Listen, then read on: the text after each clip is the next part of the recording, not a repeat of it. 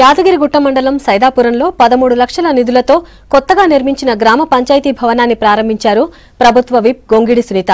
శంకుస్థాపన చేసిన ఏడాదిలోపే నిర్మాణం పూర్తి కావటం సంతోషంగా ఉందన్నారు. ఇందుకు సహకరించిన గ్రామ సర్పంచ్ అధికారులను ఆమె అభినందించారు.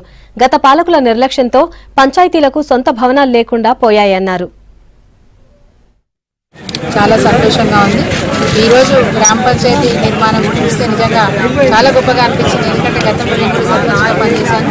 అప్పట్లో గ్రామ సభ పెట్టుకోవాలన్నా గ్రామ పంచాయతీ వార్డు మెంబర్లతోని మరి ఎప్పుడన్నా సమావేశం ఏర్పాటు చేసుకొని ఆ గ్రామ అభివృద్ధి కోసం మరి మెరిట్స్ తయారు చేసుకొని రిజల్యూషన్స్ తయారు చేసుకోవాలన్నా కానీ చాలా ఇబ్బందిగా ఉండేది. ఈరోజు మరి ముఖ్యమంత్రి గారి చొరవ వల్ల తెలంగాణ రాష్ట్రం ఆవిర్భావం తర్వాత అన్ని గ్రామ పంచాయతీలు కూడా మంచి గ్రామ సచివాలయాలు, రాష్ట్రంలో ఏ విధంగా అయితే సెక్రటేరియట్ ఉంటుందో మరి సచివాలయం ఉంటుందో రాష్ట్ర ప్రభుత్వానికి, అదేవిధంగా గ్రామ ప్రభుత్వానికి కూడా ఒక గ్రామ సచివాలయం ఏర్పాటు చేయడం చాలా హర్షించే విషయం.